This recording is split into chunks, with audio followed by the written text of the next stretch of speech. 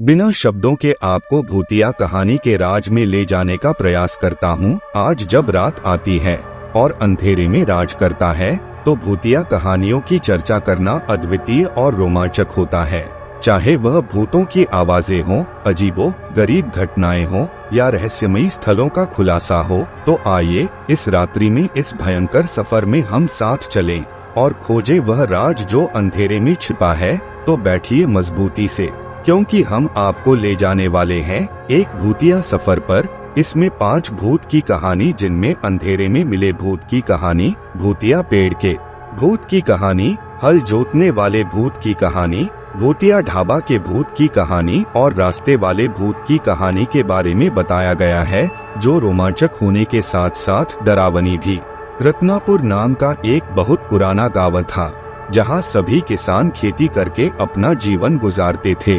गांव के पास वाले जंगल में पीपल के पेड़ में एक भूत रहता था, जो दिन भर तो किसी को दिखाई नहीं देता, लेकिन जैसे ही रात होती वह गांव वालों को परेशान करने लग जाता था। रात होते ही वह पूरे गांव में घूमने लगता और किसानों की गाय भैंसों को बहुत नुकसान पहुंचाता, और कभी कभी तो खेत में काम कर रहे किसानों को वह इतना डराता कि उन किसानों को रात में नींद ही नहीं आती। भूत का डर गांव में इतना फैल गया था कि शाम होते ही गांव का कोई भी इंसान घर से बाहर निकलने से भी डरता था। एक बार भूत से परेशान होकर गांव वालों ने एक बहुत बड़े साधु को अपने गांव में आमंत्रित किया और उनको अपनी समस्या बताकर भूत से छुटकारा दिलाने की गुजारिश की। गांव वाले साधु को पीपल के पेड़ के पास ले गए, जिसमें भूत रहता था। साधु ने अपने तंत्र मंत्र से भूत को अपने काबू में करने की कोशिश की, लेकिन वह उसकी से काबू में नहीं कर सका। कुछ दिनों के बाद तांत्रिक साधु ने भूत को पकड़ने के लिए एक उपाय निकाला और सब गांव वालों को इकट्ठा करके बताया कि भूत केवल रात में ही इस पेड़ से बाहर आता है, यानी इस भूत को दिन की रोशनी से डर लगता है और रोशनी की सहायता से ही इस भूत को पकड़ सकते हैं। साधु की बात सुनकर सभी गांव वाले भूत को पकड़ने के लिए एक योजना बनाते हैं।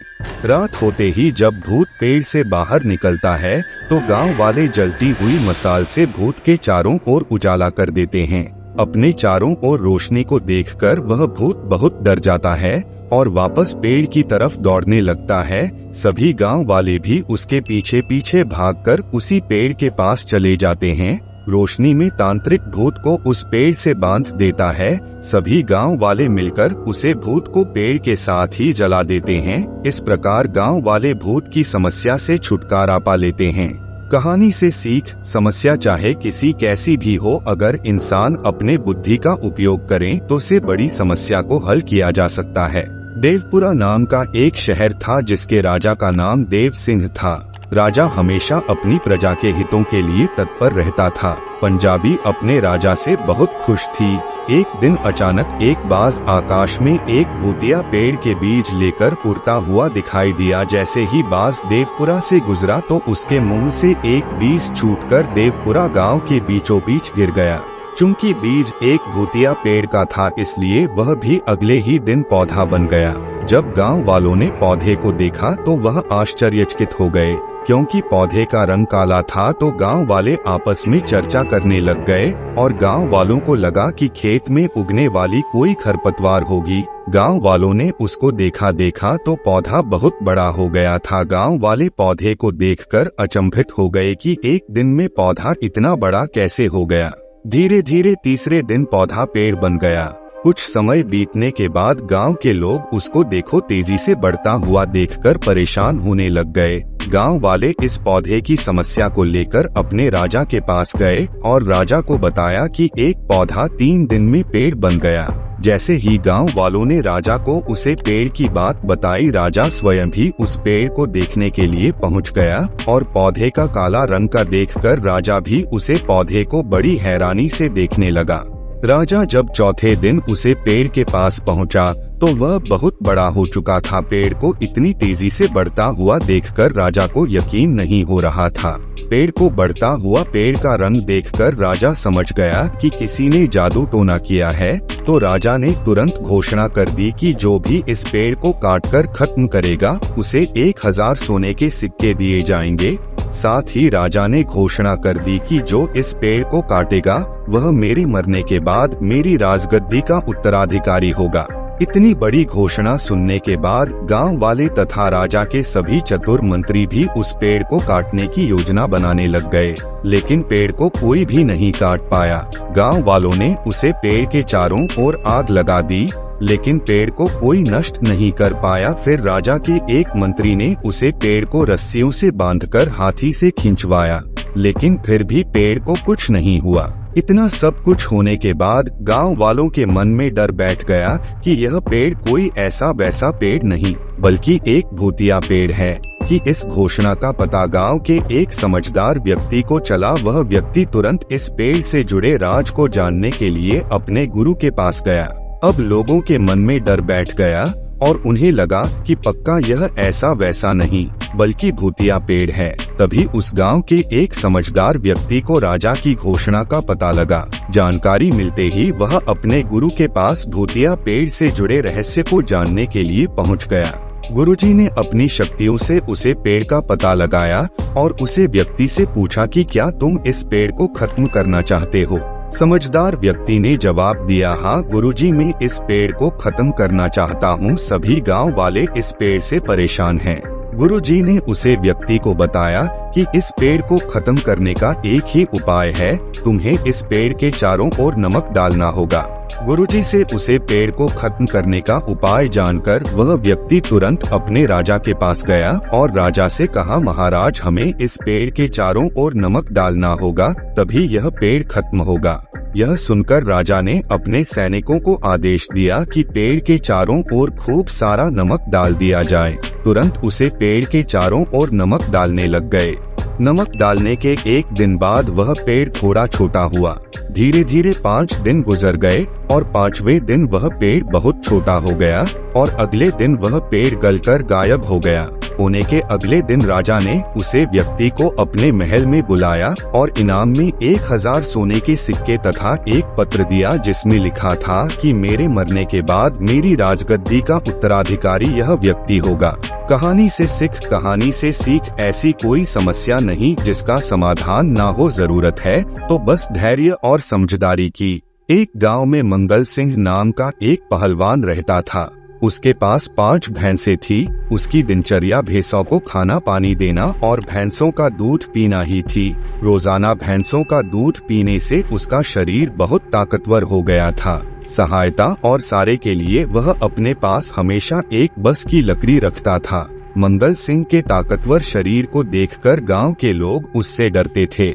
मंगल सिंह अनाथ था, उसका अपना इस दुनिया में कोई भी नहीं था, इसलिए वह अपनी बढ़ती हुई उम्र को देखकर अपने विवाह के बारे में चिंतित रहने लगा। इस कारण जब भी उसे कोई गांव का बड़ा बुजुर्ग मिलता तो वह उसे अपनी शादी के बारे में पूछता कि उसकी शादी कब, कहाँ और किस होगी। मोहन के हाउसफुल शरीर को देखकर लोग उससे डरते थे और उसके सवाल का कोई जवाब नहीं दे पाते थे। इस कारण मंगल सिंह गांव के लोगों के साथ मारपीट भी किया करता था। गांव के लोगों ने जिस रास्ते से मंगल सिंह जाता था उसे रास्ते से जाना बंद कर दिया।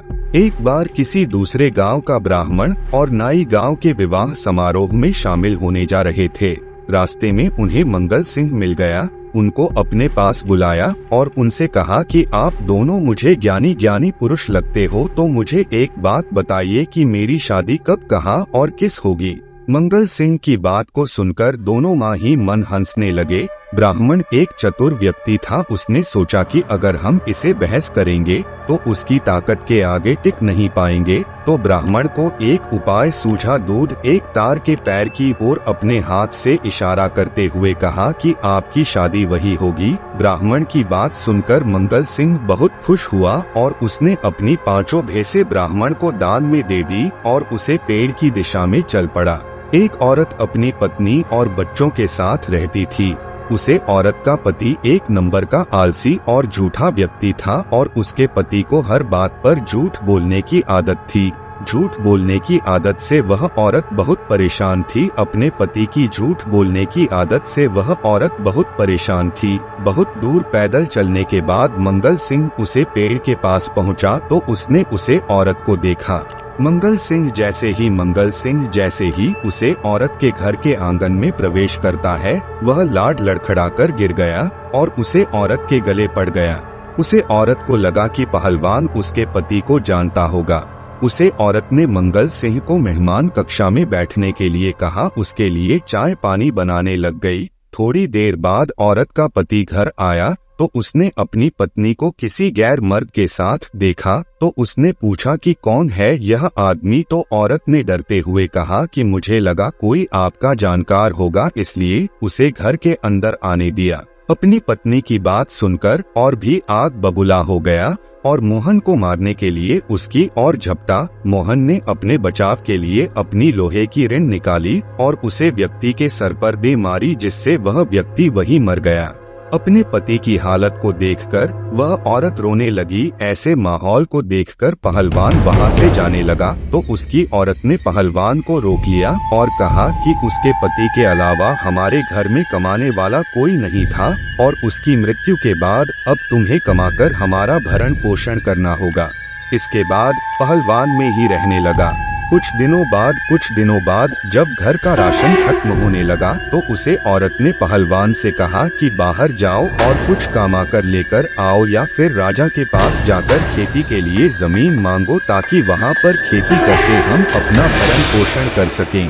उसे औरत की बात सुनकर पहलवान अपनी लोहे की चढ़ उठाकर राजा की महल की ओर चल पड़ा। पहलवान जैसे ही महल के पास पहुंचा तो महल के बाहर खड़े द्वारपालपुर सैनिक पहलवान केसरी को देखकर डरने लगे और तुरंत अपने राजा तक सूचना पहुंच कि एक बलवान भक्ति हाथ में लोहे की इच्छा लेकर महल की ओर तेजी से आ रहा है।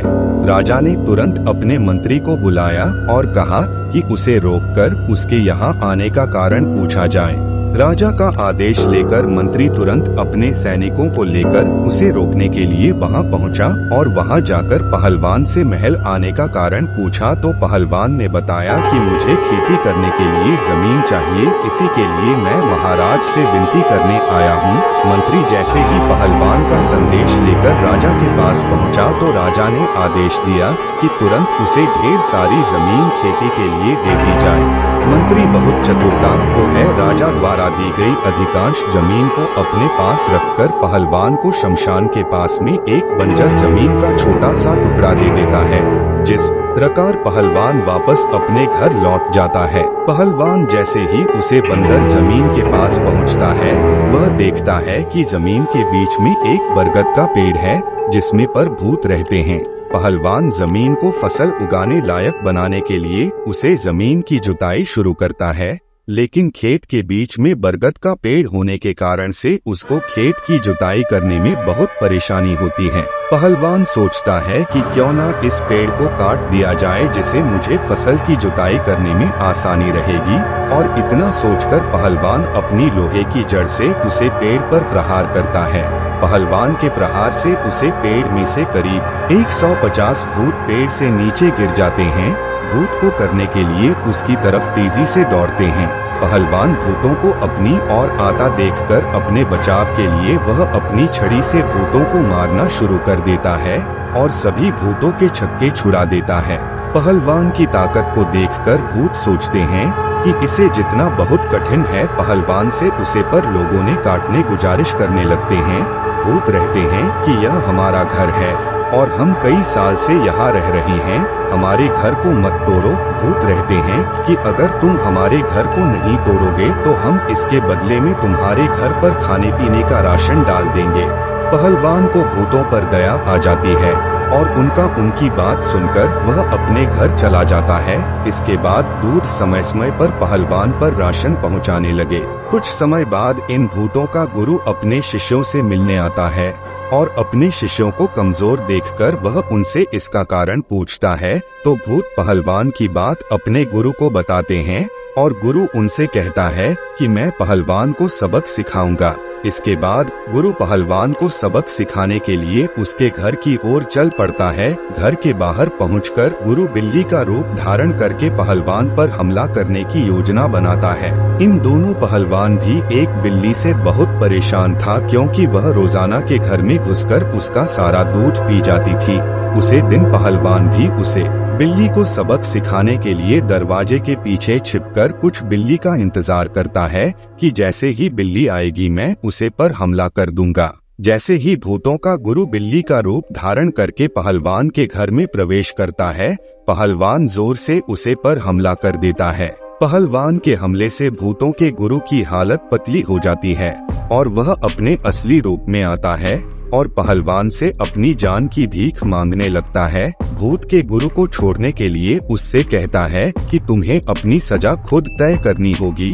सजा के रूप में अपनी सजा के रूप में भूत का ग्रुप पहलवान से कहता है कि अगर तुम मुझे छोड़ दोगे तो मैं तुम्हारे घर पर आने वाली राशन को दोगुना कर दूंगा। भूत के गुरु की इस बात पर पहलवान थोड़ी देर सोच विचार करने के बाद उसे माफ कर देता है और जाने के लिए कहता है।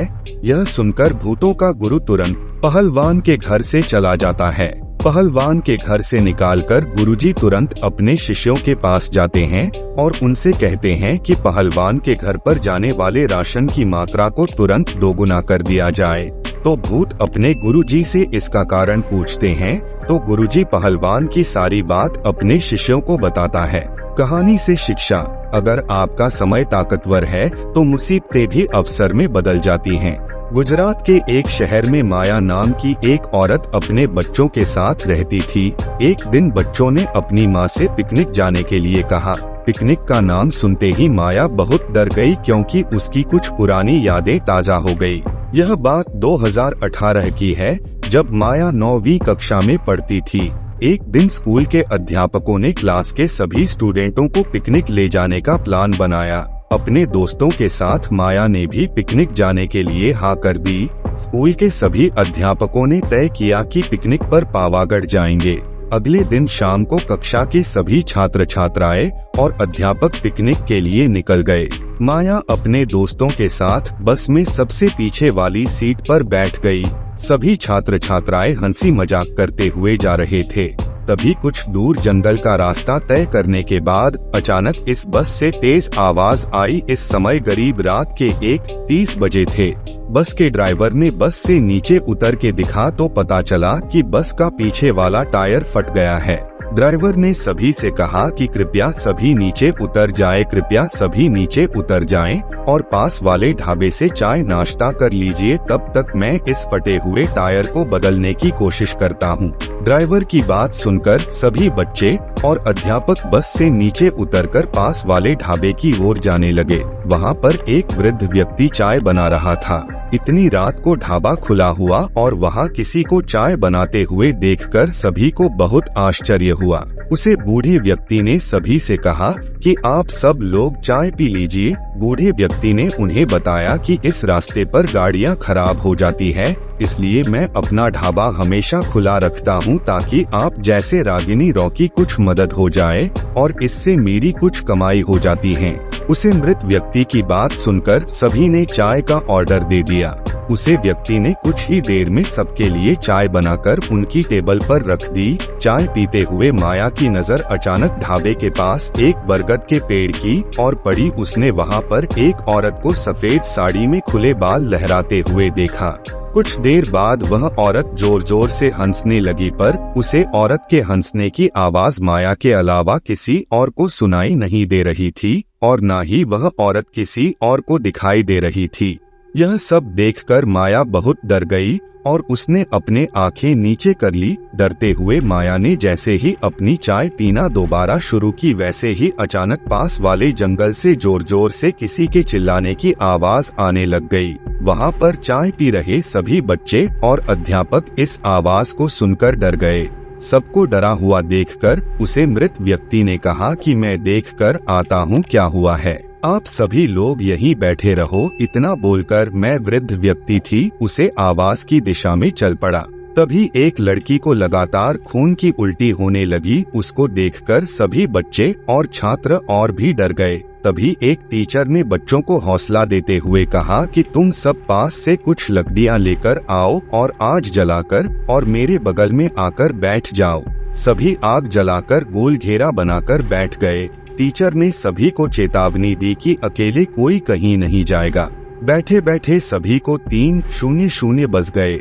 तब कहीं जाकर वह मृत व्यक्ति जंगल से लौट कर आया। व्यक्ति ने सभी बच्चों और अध्यापकों की ओर देखते हुए कहा कि आप सब लोग उसे आवाज को भूल जाना, नहीं तो सबका जीना मुश्किल हो जाएगा। इतना कर कहकर वह व्यक्ति अपने ढाबे के अंदर चला गया। तभी बस ड्राइवर भी टायर बदलकर बस को लेकर ढाबे पर आ गया। सभी लोग भगवान का नाम लेकर बस में बैठ गए। अध्यापक ने बस में बैठते ही सबको कहा कि उसे आवाज के बारे में कोई बात नहीं करेगा, चुपचाप सो जाओ, वैसे भी रात बहुत हो गई है।